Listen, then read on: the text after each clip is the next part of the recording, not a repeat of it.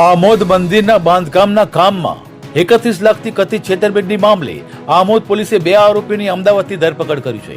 Contractor Kishan Manhar Sompura અને નંદીશ મનહર સોમપુરા સામે બીએનએસની કલમ 316 તથા 3-4 હેઠળ ગુનો નોંધાયો હતો.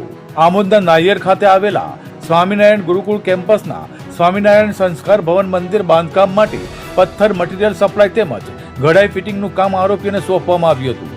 આ કામ માટે ટ્રસ્ટના બેંક એકાઉન્ટમાંથી અલગ અલગ તારીખે કુલ 31 લાખ એડવાન્સ અને અનામત પેટે આરોપીના ખાતામાં જમા કરવામાં આવ્યા હોવાનો ફરિયાદમાં આક્ષેપ કરાયો છે. જોકે આરોપીએ બાદમાં મંદિરનું કામ અધવચ્ચે જ બંધ કરી દીધું હતું. પથ્થર અને મટીરીયલ આપવા તેમજ રકમ પરત કરવાની માંગણી કરવા છતાં કોઈ સંતોષકારક કાર્યવાહી ન કરતા આખરે પોલીસ ફરિયાદ નોંધાવવામાં આવી હતી.